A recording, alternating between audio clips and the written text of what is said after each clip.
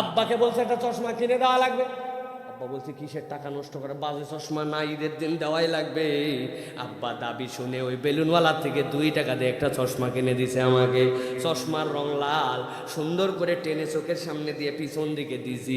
যেই না দেওয়ার সে সামনে তাকায় দেখি আসমান লাল, আব্বা লাল, বাড়িতে এসে দেখি আম্মা লাল, ভাত লাল, পোলাও লাল, সব লালে লাল। বাড়িতে এসে আম্মাকে বলছি মা আরেকটা চশমা কিনা লাগবে, চোখেই একটা আছে আবার কি হবে, না এটা আব্বা দিছে আপনাকে একটা দিতে হবে, জোর করে 2 টাকা দিয়ে আবার একটা নিচে, এবার হলুদ। এবার তাকাই যে আসমানের দিকে, আসমান হলুদ, আব্বা হলুদ, আম্মা হলুদ, ভাত হলুদ, তরকারি হলুদ, সব হলুদ। বুঝে থাকলে বলেন, মাথা খাটায় উত্তর দিবেন। আসলে কি এই দুনিয়ার বুকে আসমানের রং লাল, ভাতের রং হলুদ, আমার আম্মা কি লাল, আপনার আব্বা কি হলুদ? না, যে যার জায়গায় কালার ঠিকই আছে, কিন্তু আপনার আমার চোখের সামনে চশমা লাল বা হলুদ, সব দেখতে পাই লাল বা হলুদ। আল্লাহর বিধানের জায়গায় আল্লাহর বিধান ঠিকই আছে। যখন আল্লাহর বিধান আপনার ভালো লাগে না, বুঝবেন শয়তানের লাল চশমা অথবা হলুদ চশমা আপনার চোখে, দোষ আল্লাহর বিধানের নয়, দোষ শয়তানের ধোকায় পড়ে যাওয়া মানুষের। আল্লাহ রাব্বুল আমিন বলছেন ইমানদারদের সামনে আলো, ডানে আলো, জান্নাতের ঘোষণা, ঢুকলে বের করা হবে না। ওই ময়দানে মুনাফিকরা এসে আলো আলো করলো, ইমানদাররা বলল দুনিয়ায় যাও, যাওয়ার সুযোগ নাই। অতি ডিস্টার্ব করার কারণে আল্লাহ পর্দা দিয়ে দিলেন, ইমানদারে আরামে, আর মুনাফিকের দল তারা কষ্টের মধ্যে আছে। আল্লাহ বলছেন এবার বান্দারা শোনো 3 নম্বর ঘটনা কি ঘটবে সেখানে। আল্লাহ রাব্বুল আমিন বলছেন যেই না এই অবস্থা হবে, ইউনাদুনাহুম আলাম নাকুম মাকুম ক্বালু বালা,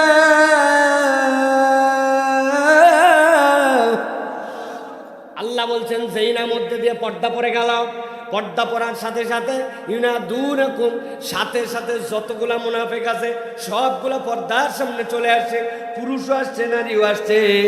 আসার পরে ইউনাদুনাহুম, ওই ইমানদার যাদের কাছে আলো আছে তাদেরকে এবার বলতে শুরু করেছে, ওই ইমানদারেরা একটু আলো চাইলাম, তোমাদের অজস্র আলো ডান থেকে সামনে থেকে একটু আলো চাইলাম, বকা দিয়ে দিলে দুনিয়ায় চলে যাও, যাওয়া সম্ভব না, জানো তোমরা, আমরাও জানি, কিন্তু আলোটা দিলে না, একটু ডিস্টার্ব করার কারণে পর্দা পর্যন্ত ভরে গেল। পর্দার ভিতরে তোমরা কত আরামে আসো, এখানে আমাদের কষ্টের কোনো শেষ নাই, একটা কথা খালি আমাদেরকে বলো। কি কথা? তারা চিৎকার করে সবাই মিলে বলবে ইউনাদুনাহুম, ও ইমানদারেরা, ও ইমানদারিরা একটা উত্তর দাও, আলাম নাকুম মাকুম, আজকে একটু আলো চাওয়ার কারণে যে ব্যবহার আমাদের সাথে করলে, আমাদেরকে জানাও তো দুনিয়ার বুকে আমরা কি একসাথেই ছিলাম না? আমাকে কি চিনতে পারতেছো না? দুনিয়ায় একই এলাকায় বসবাস করছি, একই এমপির অধীনে নির্বাচন করছি, একই দোকানে বাজার করছি, একই মসজিদে নামাজ পড়ছি, তোমরা কি আমাদেরকে চিনো না? মুনাফিকরা জিজ্ঞাসা করছে ইমানদারদের কাছে, ইউনাদুনাহুম আলাম নাকুম মাকুম, আমরা কি একসাথেই ছিলাম না? ইমানদাররা সাথে সাথে তাদেরকে উত্তর দিবে ক্বালু বালা, বলো কি, বলো কি, তোমাদেরকে চিনবো না মানে? তোমাদের বাপ দাদা 14 গোষ্ঠী চিনি, তোমরা মনে করছো আজকে যে তোমাদেরকে খেদায় দিলাম, আজকে যে আলো দিতে পারবো না বলে জানাই দিলাম, পর্দা দিয়ে আলাদা করে আল্লাহ আমাদের আরামের ব্যবস্থা করলেন, আমরা কি না চিনে করছি নাকি? তোমাদেরকে চিনেই তো আমরা করছি এইটা। আল্লাহু আকবার। আয়াতে এই জায়গায় নাই, কিন্তু কথার মানেটা এইরকম, তোমাদের আলো আছে, আমাদের আলো নাই, তোমাদের কাছে আলো চাইলাম বললে দুনিয়ায় চলে যাও, দুনিয়ায় যাওয়া যাবে না জানি, একটু ডিস্টার্ব করলাম, পর্দা পড়ে গেল, এখন জিজ্ঞাসা করলাম আমাদেরকে কি চিনো না? অচেনা লোক না হয় আলো দিতে না, চিনো কিনা? তোমরা স্বীকারও করছো চিনি, তাহলে একটু আলো দিলে সমস্যা কোথায়? তাহলে একটু আলো দিলে সমস্যা কোথায়? আমার আল্লাহ রাব্বুল আমিন এবার বলছেন সর্বশেষ কথা, এই 3 চিত্রের সাথে 4র্থ চিত্র এবার মিলায় না। ইমানদাররা তাদেরকে উত্তর দিতে শুরু করবে, ক্বালু বালা ওয়ালাকিন্নাকুম ফাতানতুম আনফুসাকুম ওয়া তারাব্বাসতুম ওয়ারতাবতুম ওয়া গাররাতকুমুল আমানি حتى جاء أمر الله ওয়া গররাকুম বিল্লাহিল গরুর। এবার ইমানদাররা বলতে শুরু করবে, আলো তো চাইলে দিলাম না, পর্দা তো পড়ে গেল। জিজ্ঞাসা করছো চিনো কিনা, চিনিও বলেছি, কিন্তু মুনাফিকের দল তোমাদের কাছে আজকে 4টা কারণ বলে দিব, যেই 4 কারণে আজকে তোমরা আলো হারা। আমরা আল্লাহর পক্ষ থেকে তোমাদের কাছে উত্তর দিচ্ছি। আল্লাহ বলবেন, সাথে সাথে তারা বলতে শুরু করবে, 1 নম্বর তোমাদের অপরাধ, যেই কারণে আজকে এই দিবসে তোমরা আলো পাও নাই, সেটা হচ্ছে ওয়ালাকিন্নাকুম ফাতানতুম আনফুসাকুম। ওই কিয়ামতের ময়দানে ইমানদাররা বলবে, তোমরা যে আজকে আলো পাচ্ছ না, তোমাদের যে আজকে আলো নাই, এর তোমাদের কারণ হচ্ছে 4টা। কয়টা? সবাইকে বলতে হবে একসাথে, আলো হারাবার কারণ কয়টা? হাতটা রেডি করেন, এরকম করে হাত রেডি করেন। রেডি করছেন? এবার আলো হারাবার কারণ কয়টা? হাত বের করে দেখাতে হবে সবাইকে। হাত নিচে নামান, নিচে নামান। এই ওয়াজ বাড়িতে না নিয়ে গেলে হবে না। আলো হারাবার কারণ কয়টা? দেখেন তো কারা কারা হাত তুলতে পারে নাই। ওই যে পাশে ঘুমায় গেছে, উঠাই দেন। ওই যে হলুদ জামা পরে আছে, বাবা বালিশ দিব। বছরে 1 দিন মাহফিল, তাও বলে ঘুমাচ্ছেন আপনারা। হাত নামান। আপনারা আসেন, সবাই আসেন। আপনারা কোন সূরা থেকে আলোচনা হচ্ছে বলেন? কোন সূরা? শুনে শুনে বলেন অপরেরটা। কোন সূরা? কয়টা আয়াত বলবো? 4টা। 4টার চিত্র মিলে যাবে শেষেরটায়। সেই জায়গাতে আল্লাহ রাব্বুল আমিন বলছেন, 1 নম্বর চিত্র ছিল ইমানদারদের আলো, জান্নাতের ঘোষণা। 2 নম্বর মুনাফিকরা চায় আলো। 3 নম্বরে আলো চাওয়ার পরেও আলো তাদেরকে দেওয়া হয় না, আল্লাহ আলাদা করে দিলেন। চতুর্থতে আলো হারাবার কারণ আল্লাহ বলে দিচ্ছেন। আলো হারাবার কারণ কয়টা? এই 4 কারণ শুনে যাবেন আপনারা। কারা কারা যাবেন হাত তোলেন, 2টা টান করে, শক্ত করে 2 হাত তুলবেন। হাত সোজা হয় নাই, থামেন থামেন, আপনি থামেন থামেন, হাত সোজা করেন। লালমনির হাট নাকি এইটা, নাকি ভাই? লালমনির হাটে হাত সোজা করার মানে কি এইরকম? এটা হাত সোজা করার মানে তো এইরকম। বুকটা একটু টান দেন, দিয়ে ফুটান, বুকটা একটু ফুটাইছেন, ডানে বামে একটু নড়াচড়া দেন, মাজা। দেখেন যেই মুরব্বীরা হাত উঠাতে পারে না, আস্তে করে হাত উঠায় দেন। উনি হাত উঠায় না কেন দেখেন, একটু শক্ত করে হাত তোলেন। তুলছেন? কোমরটা নড়াচড়া দেন। এবার আমরা আল্লাহর নামে একটু জোরে করে একটা তাকবীর দিতে চাই। পারবেন ইনশাআল্লাহ? যারা যারা পারবেন তারা গলাটা একটু পরিষ্কার করেন। এতগুলা লোকের গলা পরিষ্কার হয়েছে ভাই, এটা একটু শব্দ করে দিছেন সবাই? হাত সোজা করেন, 2 হাত। আপনার বাম হাত কি হয়েছে? হাত সোজা করেন, হাত সোজা। এই মাইকালা ভাই হাত তুলো, সোজা করে হাত তুল, সোজা করেন। হাত সোজা করছেন সবাই? পিছন থেকে টান দিছেন। এবার হাত দুটা বুক বরাবর নেন, এই বরাবর। আমরা যখন তাকবীর দিব এই লালমনির হাটের ময়দানে, জীবনে কখনো নিজের জীবনে আল্লাহর নাম এত জোরে বলি নাই, এইরকম করে বলতে হবে। রাজি আছেন ইনশাআল্লাহ? গলা থাকলেও ভালো, গেলেও ভালো, আল্লাহর নাম বলে আজকে গলা ভাঙতে চাই। রাজি আছেন ইনশাআল্লাহ? মুসলমানদের তাকবীর নিয়ে অনেকে কথা বলে, মুসলমানদের তাকবীর অনেকের পছন্দ হয় না। অমুক দলের তমুক দলের এজেন্ডায় তাকবীরকে বলে। তাকবীর কোনো দলীয় এজেন্ডা নয়, কোনো দলের স্লোগান নয়। তাকবীর মুসলমানদের স্লোগান। বাংলার জমিনে যতদিন পর্যন্ত ঈমান থাকবে, ঈমানদার থাকবে, আল্লাহর জমিনে আল্লাহর দেওয়া তাকবীর চলতেই থাকবে। ঠিক কি না? রাজি আছেন তাকবীর দিতে? থামেন, আপনি থামেন, বসেন। এই যে ভাই দাঁড়ান দাঁড়ান, আপনি বসেন। আমি আছি তো। লোকজন হাত তুলে আছে এতক্ষণ পর্যন্ত। রেডি সবাই? হাত টান টান করে উপর দিকে ছুঁড়ে দিয়ে আল্লাহর নাম বলতে হবে। রেডি সবাই? রেডি সবাই? দেখি কিরকম তাকবীর দিতে পারেন। লিল্লাহে তাকবীর, লিল্লাহে তাকবীর। আল কোরআনের আলো, আল হাদিসের আলো, তোমার নেতা আমার নেতা, তোমার নেতা আমার নেতা। লিল্লাহে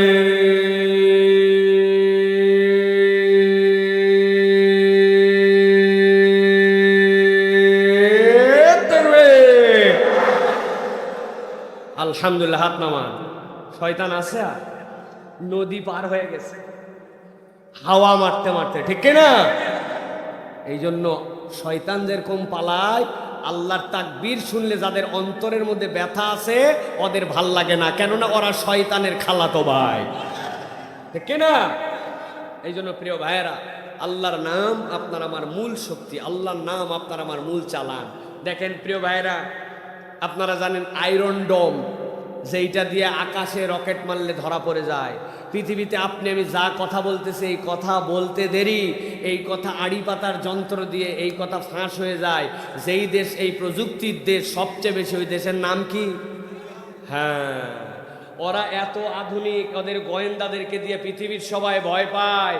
কিন্তু যেই লোকদেরকে জীবন্ত এক কারাগারের মধ্যে ছোট্ট একটু জায়গায় বন্দি করে রাখা হয়েছে, ওরা যখন আল্লাহু আকবারের বলে বলিয়ান হয়ে ওদের কাছে গেল, ওদের আয়রন ডোম কাজ করে নাই, ওদের ইন্টেলেকচুয়াল বাহিনী এইটার কোনো জবাব খুঁজে পায় নাই। এটাই প্রমাণ করে ইমানদারের মূল শক্তি অস্ত্র নয়, ইমানদারের মূল শক্তি ঈমান এবং আল্লাহু আকবার। ঠিক না? ভয় পায়েন না। ওইখানে যে কয়টা মানুষ এখন আক্রান্ত হচ্ছে, মনে করতেছে আমরা কি হয় না হয়, নিশ্চিত থাকেন, এটা লিখে রেখে দিতে পারেন, ওই বাইতুল মুকাদ্দাস আমাদের ছিল, এখনো আমাদের, কিয়ামত পর্যন্ত আমাদের থাকবে। এমন একদিন আসবে পৃথিবীতে ইহুদি নামে কেউ থাকবে না, মুসলমান ছাড়া পৃথিবীর কোনো জায়গা থাকবে না। ঠিক না? এবং এটাও বিশ্বাস রাখবেন, পৃথিবীতে চাইনিজ থেকে মুসলমান হবে, কোরিয়া থেকে মুসলমান হবে, পৃথিবীতে আন্দালিব থেকে মুসলমান হবে, আফ্রিকা থেকে মুসলমান হবে, পৃথিবীর খ্রিস্টান মুসলমান হবে, হিন্দু থেকে মুসলমান হবে, বৌদ্ধ থেকে মুসলমান হবে, পৃথিবীর যাবতীয় জাতি গোষ্ঠী থেকে মুসলমান হবে। তাদের মুসলমান ইসলামের ছায়া তলে আসবে। কিন্তু পৃথিবীর একমাত্র জাতি যাদের থেকে মুসলমান অল্প কিছু হবে, বাকিগুলাকে আল্লাহ নিশ্চিহ্ন করে দিবেন, তাদেরকে আল্লাহ হেদায়েতও দিবেন না, মুসলমানও হতে পারবে না। তারা ইহুদি। যদি কোনো গাছের গোড়ায় যায় তারা আশ্রয় গ্রহণ করে, গাছ বলে দিবে আমার পিছনে একজন ইহুদি আছে, একে শেষ করে দাও। সেই দিন আসতে বেশি দেরি নয়, ইহুদিরাই পৃথিবীতে থাকবে না, ইসলামের কালামা পুরো পৃথিবীতে চলবে ইনশাআল্লাহ। ভয় পান? ভয় পান? ভয় পান? কিসের ভয়? তাদের আবার কিসের ভয়? যারা মরলে জান্নাতের পাখি হয়ে যায় আর দুনিয়ায় থাকলে আল্লাহর উপরে জীবন চালায়। ঠিক কিনা? যাদের পরকাল নাই, ভয় তো তাদের। কে? পরকাল নাই, ওদের ভয়। করোনাতে আমাদের ভয় ছিল না, মরলে শহীদ 2 দিন আগে, 2 দিন তো। আর ওদের কি? আহা, কেবল ইয়াং ম্যান, 40 বছর বয়স, এখনো ব্যাংক ব্যালেন্স ভাঙ্গে খেতে পারলো না, পৃথিবী ঘুরতে পারলো না, আনন্দ ফুর্তি শেষ হলো না, মদ গাঁজা ফুরালো না। ওদের চিন্তার কোনো শেষ নেই, আমাদের কোনো চিন্তা নাই। বাঁচলে গাজী, মরলে শহীদ। ঠিক কিনা? আল্লাহর জন্য জীবন দিতে রাজি আছেন ইনশাআল্লাহ? মুসলিম আমি, সংগ্রামী আমি, আমি চির রণবীর। মুসলিম আমি, সংগ্রামী আমি, আমি চির রণবীর। আল্লাহকে ছাড়া কাউকে মানি না, আল্লাহকে ছাড়া কাউকে মানি না। নারায়ে তাকবীর, নারায়ে তাকবীর। আল্লাহু আকবার। আমাদের কোনো ভয় নাই প্রিয় ভাইরা, হারাবার কিছু আমাদের নাই। ঠিক কি না? কিন্তু দোয়া করতে হবে। ওই ভাইদের জন্য কিছুই করতে পারছি না, আপনি দোয়া করেন। এখন আপনি দোয়া করতেছেন কিন্তু আপনার দোয়া কবুল হচ্ছে না। আপনি বুঝেন তাহলে যে আমাকে ভালো মুসলমান হতে হবে, আমি ভালো মুসলিম না হলে তো আমার দোয়া কবুল হয় না। তো একটা লোক ভালো মুসলমান না হলে তার দোয়া কবুল হবে কেমন করে? সারা রাত উল্টাপাল্টা দেখে, ফিলিস্তিনের কিছু ভিডিও দেখে মনের মধ্যে অনেক কষ্ট। এই কষ্টে ফেসবুকে স্ট্যাটাস দিছে, আল্লাহ ফিলিস্তিনবাসীকে মুক্ত করে দাও, দিয়া ঘুমায় গেছে। ফজরের নামাজ নাই, কালাম নাই, কিছু নেই। সকাল 9টার সময় উঠে ফেসবুকে স্ট্যাটাস চেক করতেছে, আমি যে বললাম আল্লাহ ফিলিস্তিনকে মুক্ত করে দাও, কয়টা লাইক করছে? আছে না? আর ফজরের নামাজ নাই, ওর টাকনুর উপরে কাপড় উঠে নাই, মুখে দাড়ি নাই, বাপ মায়ের সাথে এখন পর্যন্ত ঠিকমতো আচরণ করে না, বউ পর্দা করে না। উনি বলতেছে, আল্লাহ তুমি কি দেখো না ফিলিস্তিনবাসীর কি কষ্ট? আল্লাহ বলে, তোর দোয়াই তো আসমান পার হয় না। আগে আমাদেরকে ভালো মুসলমান হতে হবে। ঠিক কিনা? মাহফিল কমিটি সারা দেশে সুন্দর আয়োজন করে, এই যুবকরা ছাড়া এই আয়োজন, এটা একটা চরের মধ্যে কেন অনেক বড় মাহফিলেও এরকম আয়োজন হয় না, ঢাকাবাসীও এরকম লাইটিং করতে পারে না, এত সুন্দর আয়োজন। কিন্তু কালকে যদি সকালবেলা বলে, কি রে তুই না মাহফিল কমিটির মেম্বার, তোর তো মুই মসজিদ দেখনি, তাহলে কেমন হইবে ভাই? বুঝেন তো, এটা ভালো হবে না। মাহফিল কমিটি সকলের ওয়াজের জন্য আয়োজন করছে, 1 বছরে সব গুনাহ একদিন মাফ করায় নিস, ওরা নামাজ লাগে না, ফজর পড়ে না। মাহফিল কমিটি আগে নামাজি হবে। ঠিক না? লজ্জা করা উচিত আপনার প্রিয় ভাইরা, যে আমি দিনের মাহফিল আয়োজন করলাম, আমার নিজেরই হেদায়েত নেই, লজ্জা কোথায় থাকবে? তাহলে আমরা নামাজ ছেড়ে ঠিক না নামাজ ধরে ঠিক? ধরে ঠিক। আল্লাহ কবুল করুক। তাহলে আলো হারাবার কারণ কয়টা? হাত তোলা হয়নি, নখ বাইর করেন কয়টা? একসাথে সবাই নামান কয়টা? আরেকবার হাত নামান কয়টা? হ্যাঁ, চাচা আবার 10টা দেখাচ্ছে, এত কারণ কিভাবে বলবেন? আল্লাহ রাব্বুল আলামিন বলছেন ইউনাদুনাহুম আলাম নাকুম মাকুম ক্বালু বালা ওয়ালাকিন্নাকুম ফাতানতুম আনফুসাকুম। আজকে আলো দিতে পারছি না, এর 1 নম্বর কারণ তোমরা নিজেরাই নিজেদেরকে দুনিয়ায় কতগুলা পরীক্ষায় ফেলেছিলে।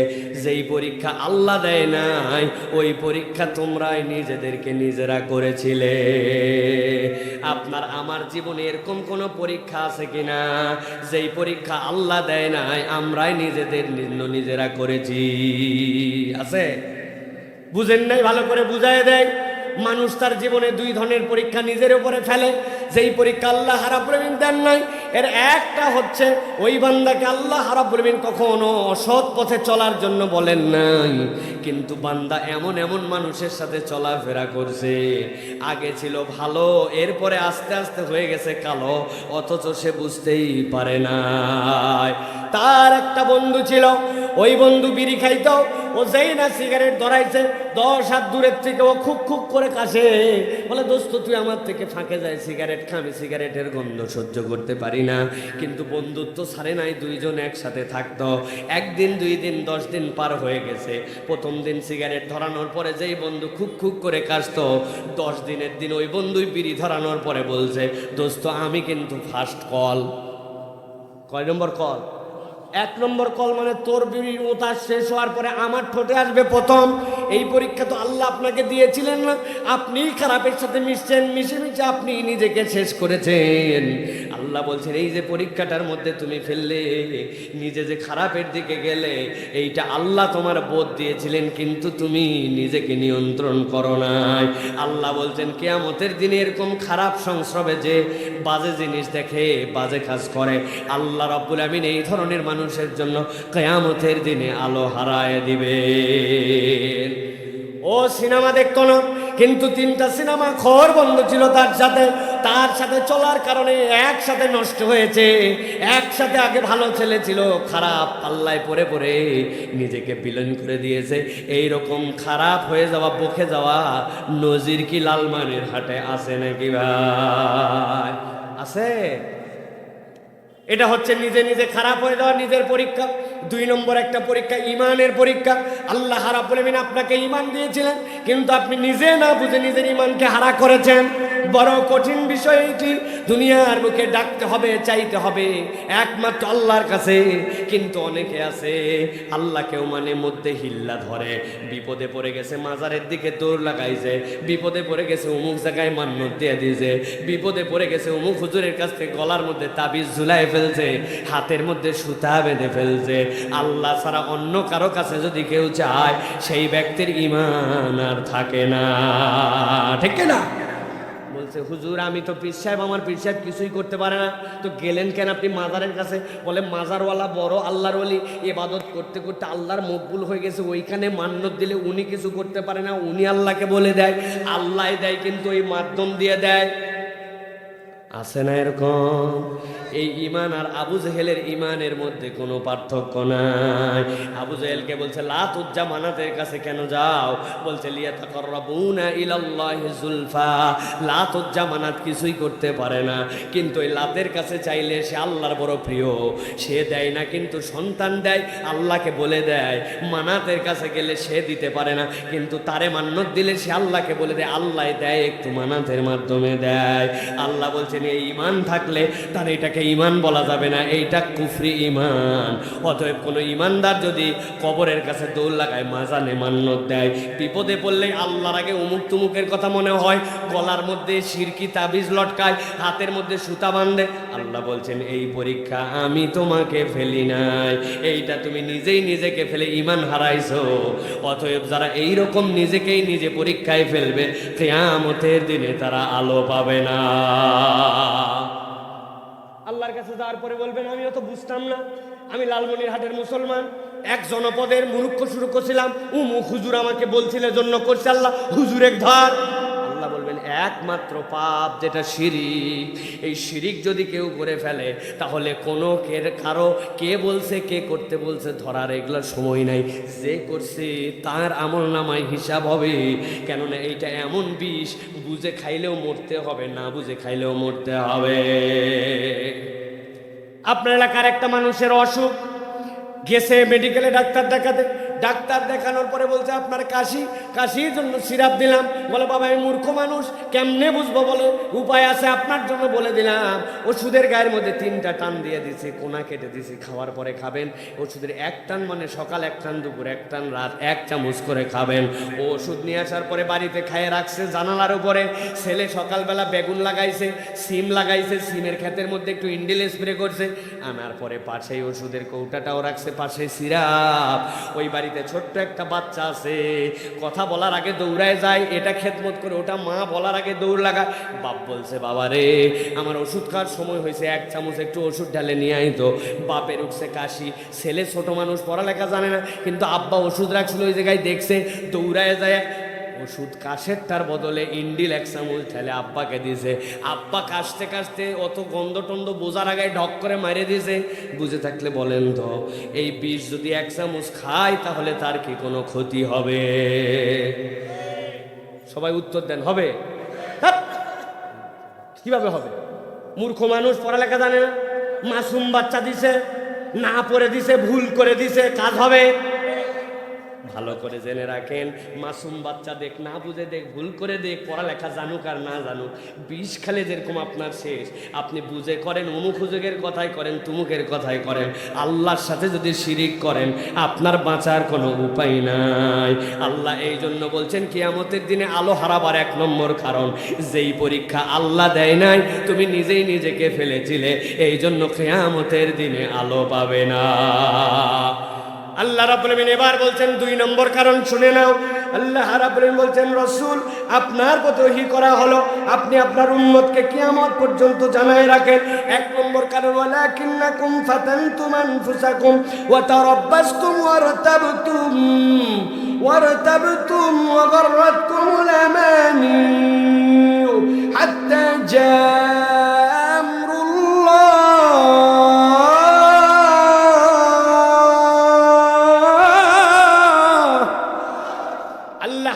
বলছেন 2 নম্বর কারণ কি হবে তাদের জন্য, তারাব্বাস্তুম। বলেন কি তারাব্বাস্তুম? মানে দীর্ঘসূত্রিতা।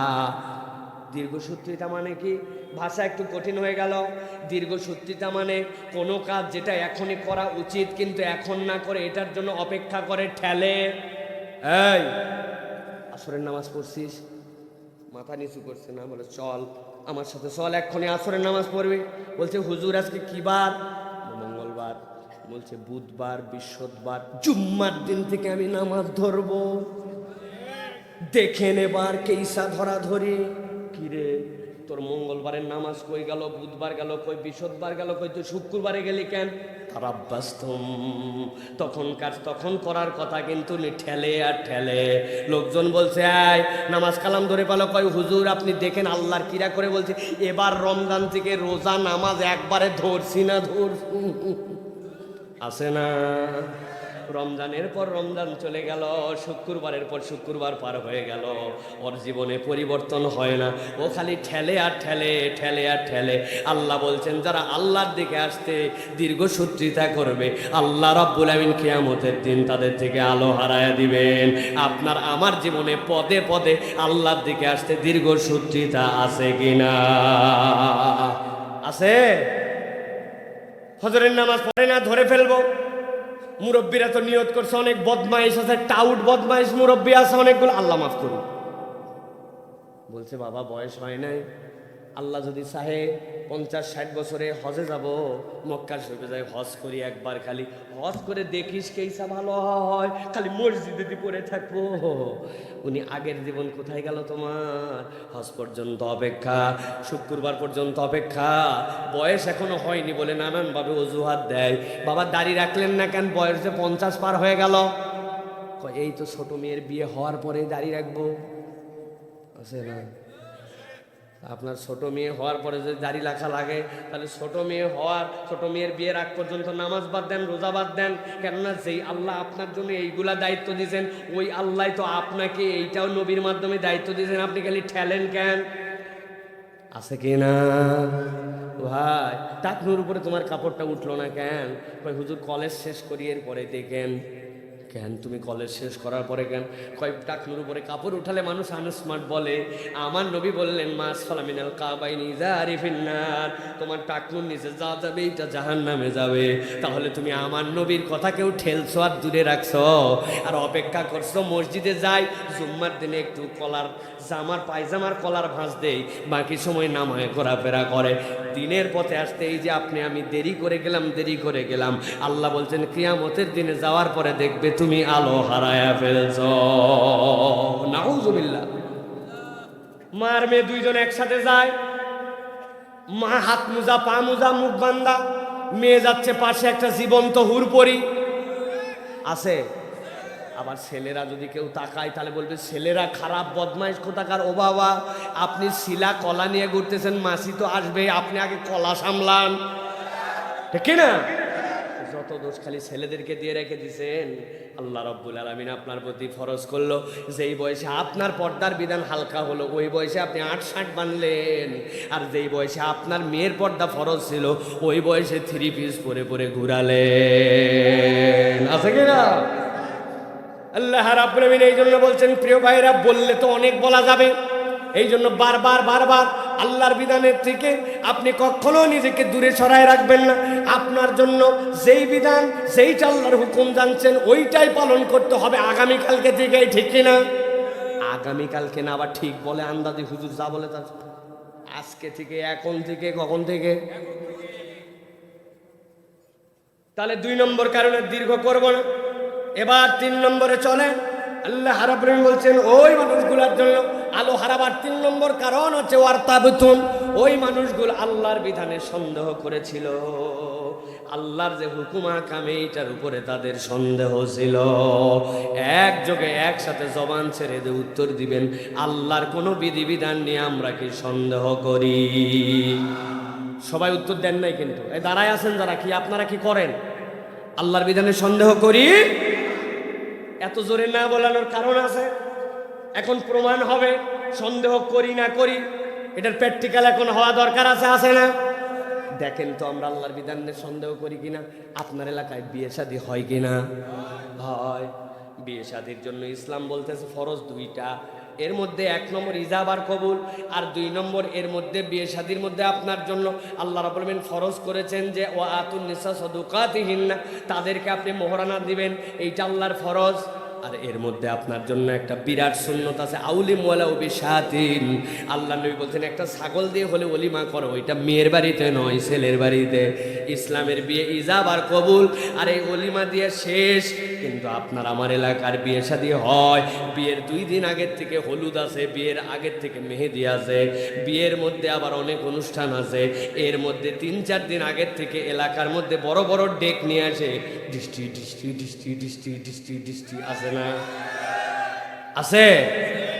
কিছু মুরব্বীরা বলছে এই গান বাজনা বিয়ে শাদীর মধ্যে এটা কি ব্যাপার, এটা তো আসলে হতে পারে না মুসলমানের বিয়েতে। সাথে সাথে বলছে কি তোমার ইসলাম, একটু বিয়ে কি মানুষের প্রত্যেক দিন হয় নাকি? একদিনে আমার বোনের বিয়ে, নাতির বিয়ে, অমুকের বিয়ে, একটু গান বাজনা করলে কি হয়? সাথে সাথে 2-3 জন আবার হো দিছে, ঠিকই বলছে, বুড়ারা সব এখন সব যা ইচ্ছা তাই বলে, কি ইসলাম রে এইটা? আপনি না একটু আগে বললেন আপনি ইসলামের বিধান নিয়ে সন্দেহ করেন না, ইসলামের বিধান পূর্ণ ভাবেন, কিন্তু যেই না আপনার কোনো আনন্দ বিনোদন যেটা অনইসলামিক এটার থেকে সরতে বলা হয়, তখনই আপনার মাথার মধ্যে চাউর মারে। তার মানে আল্লাহর বিধান নিয়ে আপনি সন্তুষ্ট নন, আপনি মনে করছেন ইসলাম যে আনন্দ দিয়েছে এই আনন্দে আমার পূর্ণ হয় না, অতএব আল্লাহর বিধান পরোক্ষভাবে আপনি সন্দেহ করেন, ঠিক না? বিয়ের মজলিসের মধ্যে সুন্দর করে একটা নতুন তরিকাতে এখন আপনার এলাকায় আছে কিনা যৌতুক খাওয়া হয়? আছে না? আল্লাহ রহমতে লালমনিরহাটে যৌতুক নাই, তবে সিস্টেম আছে। বিআই সাহেব আপনাদের কিছু লাগবে? হ্যাঁ, বিআই সাহেব হজ করে আসছে, কি লাগবে ওনার আন্দাজি কথা বললে হবে নাকি? যদি কিছু বলতে হয় জামাইদের সাথে কথা বলেন, উনি এগুলো নিয়ে কোনো কথা বলবে না। জামাইরা বলতেছে আল্লাহ আমার শ্বশুরের কোনো অভাব দেয় নাই, কিছুই লাগবে না, তবে আপনাদের মেয়ে বিয়ে দেওয়ার পরে শুনছি শহরে নিয়ে যাবে, ওখানে যদি আপনারা একটা ফ্রিজ দেন, আমরাই গাঙের মাছ নদীর মাছ এগুলো পাইলে ধরে পাঠাবো, আপনার মেয়েই ফ্রিজে রাখবে। যদি একটা বড় টিভি দেন, ছেলে বাহিরে চাকরি বাকরি করবে, আপনার মেয়েই দেখবে। যদি একটা বাইক দেন, আপনার মেয়েকে নিয়ে বিকালে আপনার ছেলেরাই ঘুরবে। এগুলো আমাদের দরকার নেই, দিলে দিতে পারেন। আছে না? উনি বলছে বুঝে ফেলছে আসলে আপনাদের কোনো চাহিদাই নাই। এই তরিকায় আল্লাহ যা হারাম করলেন ওই হারাম যৌতুক খায়, আবার বলে ইসলামের কোনো বিধানে আমার সন্দেহ নাই। এইরকম ভণ্ড মুসলমান আছে কিনা? আছে, এলাকাতেও আছে। আমি বলি ভাই, আপনি এই যৌতুকের বদলে একটা জিনিস খান, আপনার গুনাহ কম হবে। কি খাবেন? শুয়োরের গু ঘিয়ের মধ্যে ভাইজে গরম ভাত দিয়ে মলে খান, আপনার গুনাহ কম। শুয়োরের গু আবার ঘিয়ের মধ্যে ভাইজে আবার গরম ভাত দিয়ে, নাউজুবিল্লাহ। অনেকের মুখে থুতু আসছে না? ভাইরে, শুয়োর খাওয়া হারাম, গু খাওয়া হারাম। আপনি ভুল করে খেয়ে ফেলছেন, আল্লাহর কাছে তওবা করছেন, আল্লাহ তুমি লাহমাল খিনজির হারাম করেছিলে, আমি খেয়ে ফেলছি, মাফ করে দাও। আল্লাহ আপনার তওবার সাথে সাথে কবুল করে নেবেন। আর কখনো খাবো না, ভুল করছি, স্বীকার করছি, মাফ হয়ে যাবে। কিন্তু আপনি যৌতুক খেয়ে যদি খানায় কাবায় যে কান্দেন, হাউমাউ করেন, আপনার গুনাহ মাফ হবে না। কেননা আল্লাহর হুকুমের বরখেলাপ করছেন, মেয়ের হক নষ্ট করছেন, আবার মেয়ের বাপের সাথে জুলুম করেছেন। যতক্ষণ এইগুলা সব ফেরত দিয়া মাফ না চাবেন, আপনার গুনাহ মাফ হবে না। ঠিক না? তাহলে আপনি না বলছেন আল্লাহর কোনো বিধান অস্বীকার করেন না, কেমনে তাহলে আল্লাহর বিধান মানলেন না? অনেক মুরব্বী আছে এখন পর্যন্ত দাদনের ব্যবসা করে, আছে, টাকা লাগায়। আসরের নামাজের পরে গেছে মুরব্বী, একটা 1000 টাকা দেবে, টাকা নাই, টাকা নাই হাতে। বলছি বাবারে ডাক্তার দেখাতে যাবো, বাচ্চাটারে নিয়ে, একটা 1000 টাকা দেন। টাকা নাই বললাম। খানিকক্ষণ পরে বলছে মুরব্বী টাকা কি এমনি নিব নাকি?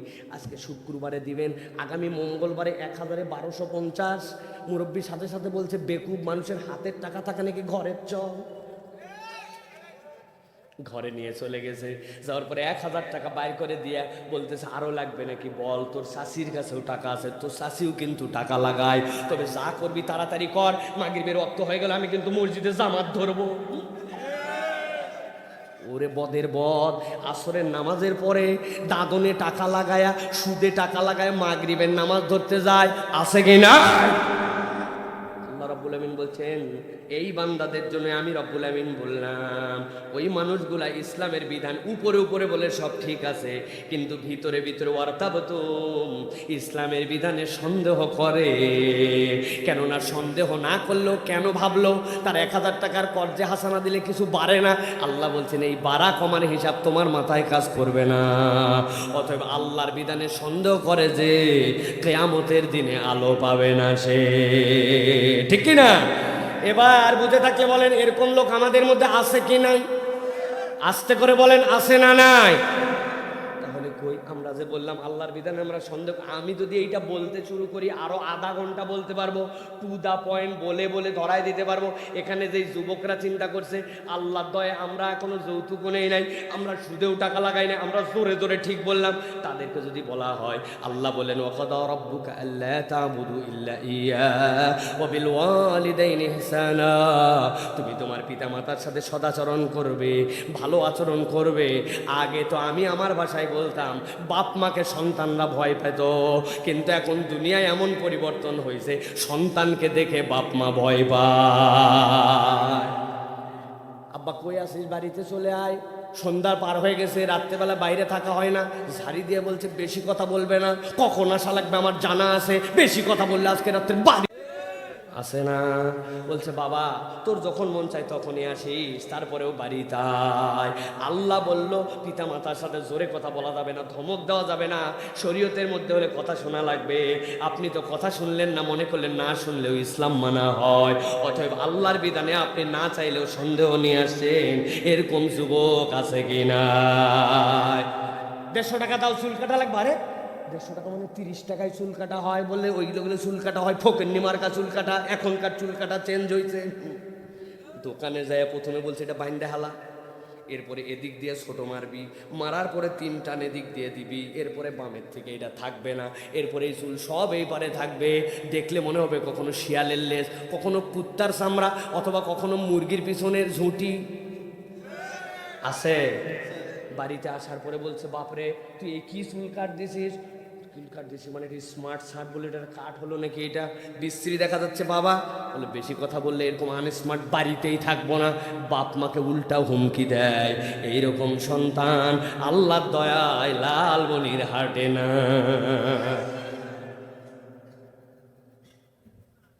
আমার আল্লাহ রাব্বুল আলামিন বলছেন, ওয়ারতাব তো ভাই ভালো করে বুঝো, আলো হারাইছে এমনি এমনি না। বলছি উপরে উপরে নাই, বুঝি নাই। আল্লাহ বলছেন আলো চায়, তাদেরকে বলা হবে আলো নাই, দুনিয়ায় যাও। দুনিয়ায় ফেরত আসা যাবে না, যাবে না, যাবে না। এই আলো এখান থেকে কামাই করে নিয়ে যেতে হয়। অতএব বেয়াদবি বাপ মায়ের সাথে করা যাবে না। আল্লাহ রাব্বুল আমিনের পরে যার কথা শুনতে হবে তিনি আপনার বাপ মা। বেচারি মূর্খর মূর্খ হতে পারে, কিন্তু আপনি যদি তার কথা শোনেন, আল্লাহ নবী বলছেন হুমা জান্নাতুকা আও নারুক, এই পিতামাতা তোমার জন্য জান্নাত অথবা জাহান্নাম। দুনিয়ায় থাকতে বাপ মায়ের কথা শুনবেন জান্নাত, আর বেয়াদবি করে যাবেন কিয়ামতে যে আলো পাবেন না। ঠিক কি না? তাহলে আলো হারাবার কারণ কয়টা? কয়টা বলছি? কয়টা? 3টা। কয়টা বলছি? আছে কয়টা? চলবে।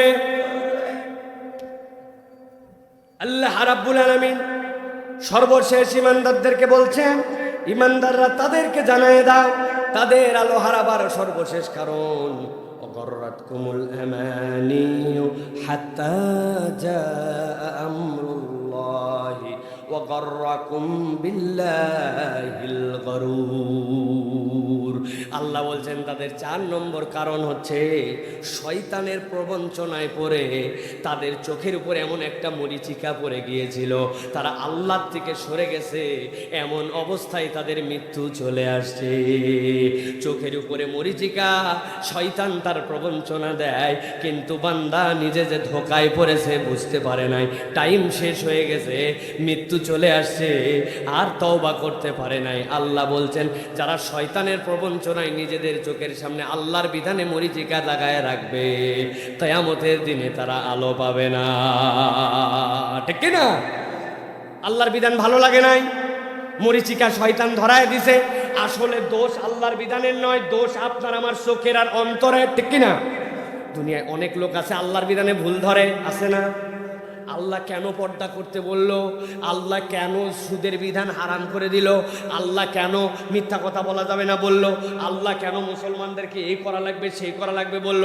আল্লাহর বিধানে ওনার চোখের সামনে মরিচিকা, উনি দুনিয়ার মোহে পড়ে, আল্লাহর বিধান ভালো লাগে না। আমি আমার ভাষায় বলি ভাই, এইটা আল্লাহর বিধানের দোষ নয়, আপনার আমার চোখে শয়তানের ধোঁকার কারণে আল্লাহর বিধান ভালো লাগে না। ঠিক না? একটা ছোট্ট উদাহরণ দিয়ে আলোচনা শেষ হবে আজকে।